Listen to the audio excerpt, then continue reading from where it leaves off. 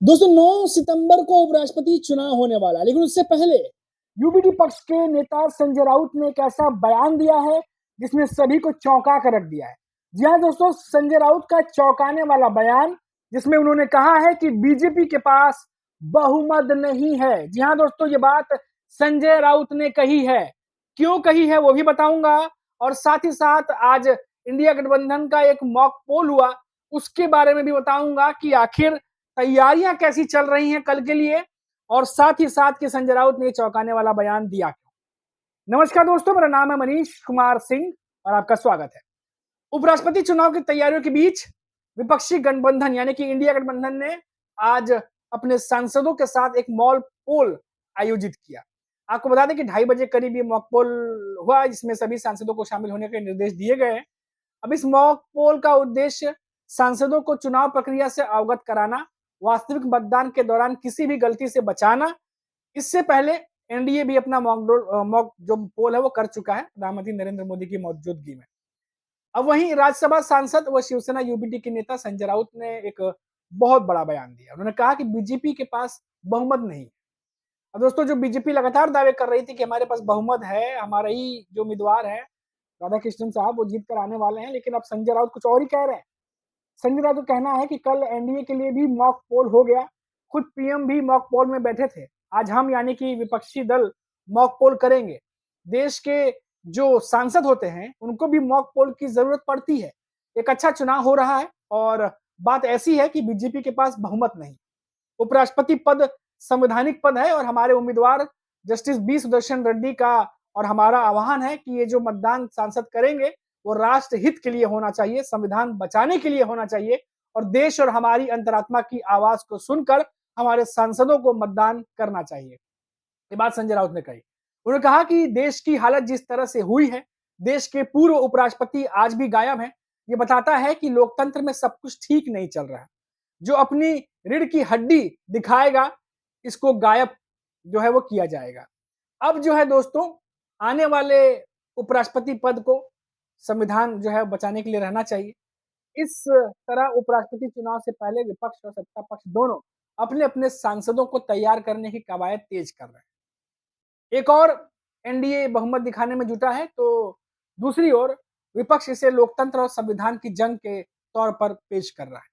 अब देखना होगा कि अंतिम नतीजा किसके पक्ष में जाता है, और सांसद अपनी अंतरात्मा की आवाज सुनकर किस हद तक सुनते हैं और किस हद तक जो है वो जाते हैं। क्योंकि अब जो है एक तरफ एनडीए है जो नंबर ज्यादा है, जाहिर तौर पर एनडीए के पास बहुमत है, लेकिन वो कैसे इन नंबर्स को हूबहू जो है एग्जैक्टली सांसद जो है वोट करे, सारे के सारे नंबर में वोट करे, सारे के सारे उपस्थित हो, क्रॉस वोटिंग ना हो, इसको सुनिश्चित करना है बीजेपी के लिए बहुत ज्यादा डिफिकल्ट होने जा रहा है।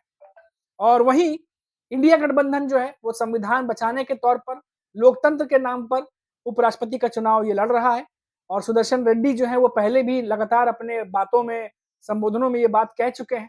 महाराष्ट्र आए थे तभी भी शरद पवार के साथ जब वो मिले थे उस समय भी ये बातें हुई थी। उद्धव ठाकरे से जब वो मिले थे तभी ये बात हुई थी।